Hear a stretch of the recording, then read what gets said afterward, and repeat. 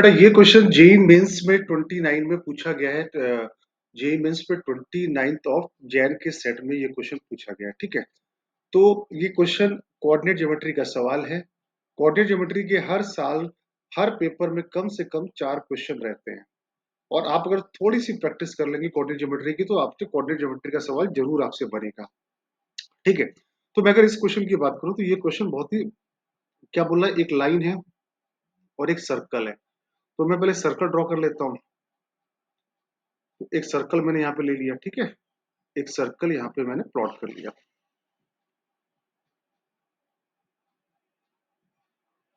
ठीक, अब एक लाइन है। अब ये सर्कल ड्रॉ किया तो ये आपके आगे एक्स एक्सिस और ये आ गया आपका Y axis.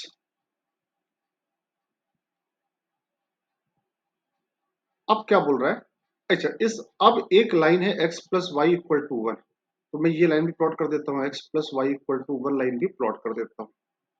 x plus Y equal to 1 line, ये लाइन हो गई। अब क्या बोलना चाह रहा है, प्रॉब्लम क्या बोल रहा है कि इस सर्कल का सेंटर 0,0 है, और ये जो लाइन है ये लाइन, तो ये होगा 0,2 होगा, ये होगा 2,0 होगा, क्योंकि रेडियस कितनी है, रेडियस है 2। अब ये लाइन जो आ रही है, ये लाइन कौन सी है, x plus Y equal to 1। ये लाइन यहाँ पे कट करेगी, कहां पर, 1,0 पे, यहाँ पे कट करेगी 0,1 पे। तो ये लाइन सर्कल के अंदर ही रहेगी। ये पॉइंट ए बोला गया है और ये पॉइंट बी बोला गया है। ठीक है, अब बोला एक another perpendicular line to A B and passes through the mid point of the chord A B. A B के मिड पॉइंट से और ए बी के परपेंडिकुलर, तो ए बी का स्लोप कितना है, -1। तो जो इसके परपेंडिकुलर लाइन आएगी उसका स्लोप कितना आएगा, उसका स्लोप आएगा 1। करेक्ट है। अब हम जानते हैं कि ए बी के परपेंडिकुलर लाइन, और ए बी क्या है, और जो लाइन आपको निकालनी है वो ए बी के परपेंडिकुलर भी है। तो वो लाइन जो ए बी के परपेंडिकुलर हो, perpendicular to the AB and passing through the midpoint of the chord AB intersect the circle C and D। अब थोड़ा यहाँ पे आपको सोचना पड़ेगा कि AB के परपेंडिकुलर भी चाहिए और उसका स्लोप क्या चाहिए, स्लोप चाहिए आपका, और कहां से पास कर रहा है, इसके मिड पॉइंट से पास कर रहा है। तो जब मिड पॉइंट से पास कर रहा है तो पक्की बात है कि वो लाइन क्या होनी चाहिए, y इक्वल टू एक्स ही होनी चाहिए। होनी चाहिए कि नहीं होनी चाहिए, जो ए बी के मिड पॉइंट से पास करे। क्लियर, अरे भाई ए ठीक है, अब ये यहां से पास करेगा और ये कहां कट कर रहा है, सी पे और डी पे कट कर रहा है। तो क्या पूछा गया, एरिया ऑफ एडीबीसी। अब एडीबीसी का मतलब क्या हुआ, एडीबीसी का मतलब ये हुआ कि आपको इसका एरिया चाहिए, ये जो क्वाड्रिलेटरल बन रहा है एडीबीसी। करेक्ट है। अब देखो मैं 29 जनवरी का शिफ्ट 1 का पेपर सॉल्व कर रहा हूँ, तो देखिएगा इस पेपर में कम से कम 3 या 4 सवाल कोऑर्डिनेट ज्योमेट्री के आएंगे। मैं पूरा पेपर यहाँ पे सॉल्व करूंगा। अभी तो मेंस चल रहा है, अभी अप्रैल में जैसे ही मेंस हो जाएगा उसके बाद में एडवांस का सारे सवाल, पिछले 10 सालों के सारे सवाल एडवांस के आपको इसी चैनल पे मिलेंगे पूरे सॉल्व होके। ठीक है, अब आप जरा गौर से देखिएगा, हमको ए बी सी डी का एरिया चाहिए। तो अगर हम इसको, जो आपको रिक्वायर्ड है, can be right it like a twice of area of ADC. Correct है, एडीसी ट्रायंगल का एरिया। अब एडीसी ट्रायंगल का एरिया निकालने के लिए हमको पॉइंट ए चाहिए होगा, पॉइंट सी चाहिए होगा और पॉइंट डी चाहिए होगा। तो पॉइंट ए निकालने के लिए फटाफट क्या करते हैं, सर्कल और लाइन को आपस में सॉल्व कर लेते हैं। तो y की वैल्यू यहां डाली तो आएगा x माइनस 1 माइनस एक्स का होल स्क्वायर इक्वल टू 4। तो 2x square minus 2x minus 3। तो x की वैल्यू क्या आ गई, minus B plus minus B square minus 4ac। तो यह 24/4। तो ये आया 4×7=28, 2√7/2। ये आ गया 1 प्लस माइनस √7/2 आ गया। करेक्ट, ये आ गया। अब इसमें पॉइंट ए क्या होना चाहिए, पॉइंट ए का एक्स कोऑर्डिनेट होना चाहिए 1 प्लस √7/2।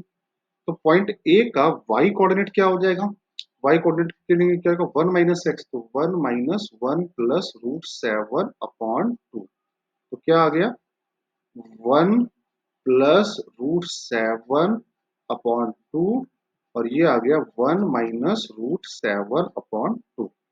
अब पॉइंट सी और डी चाहिए। पॉइंट सी डी के लिए ये लाइन क्या है, y इक्वल टू एक्स है। इस क्वेश्चन का बताऊं की पॉइंट क्या था, y इक्वल टू एक्स निकालना। बच्चे लोग यहीं पे घबरा जाते हैं कि ये कैसे निकालेंगे। अब y इक्वल टू एक्स को सॉल्व कर लेंगे सर्कल के साथ, तो इस सर्कल के साथ सॉल्व करोगे y इक्वल टू एक्स को, तो 2x² बराबर 4, तो x बराबर आ गया प्लस माइनस रूट 2। तो अब पॉइंट सी क्या हो गया, minus root 2 comma minus root 2, और पॉइंट डी क्या हो गया रूट 2 कॉमा रूट 2। क्लियर। अब इस ट्रायंगल का एरिया निकालना है। अब एरिया निकालने के लिए या तो हम एरिया का फॉर्मूला लिखें, फॉर्मूले से बेहतर टेक्निक मैं आपको बता रहा हूं, क्या करो तीनों वर्टेक्स को लिख दो, root 2 minus root 2 minus root 2, और लास्ट क्या बचा 1 प्लस रूट 7 अपॉन 2, और 1 plus root 7, sorry 1 minus root 7 upon 2, और लास्ट में जो पहले लिखा था उसको सबसे लास्ट में लिख दो, इससे पहले लिखा था सबसे लास्ट में लिख दो। अब इसको सॉल्व कैसे करते हैं, अब यहाँ पे हाफ भी लगा देते हैं, हाफ, ठीक है।